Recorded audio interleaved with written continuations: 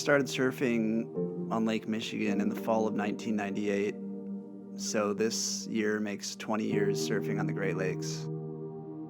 So I grew up as a Midwestern kid playing all the different sports, soccer, basketball, baseball, but I also had gotten into skateboarding as a really little kid. We were living in California. We moved back to South Bend, Indiana when I turned 8.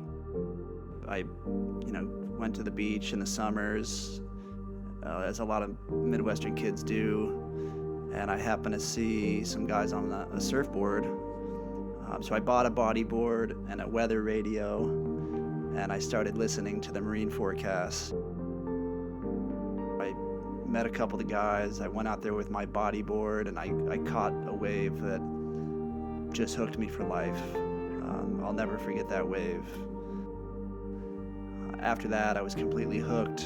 I bought a used surfboard from one of the guys a week later, and that was it.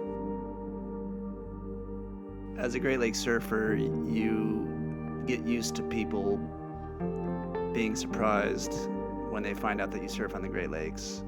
There's always that shock value for a lot of people, and especially when they find out that you surf on the Great Lakes in the winter, there's an even bigger shock value.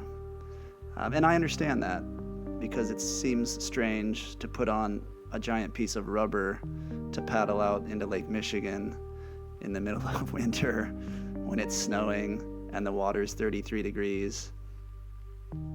There are conditions that are dangerous in the Great Lakes, especially in the winter, especially when there's ice floating in the water, when there's big ice shelves stationed on shore. The coolest thing about surfing to me is the freedom and creativity that it allows. So when I try to explain what surfing feels like to somebody, it's the simple act of being able to paddle out into nature, leave all the stress behind on land, and absorb yourself in that energy. And surfing is such an important part of my life. It's so deeply ingrained in who I am as a person. And it's so important to me for so many reasons. I can't think of living my life without it. Any day surfing is a good day. Any day surfing is better than a day not surfing.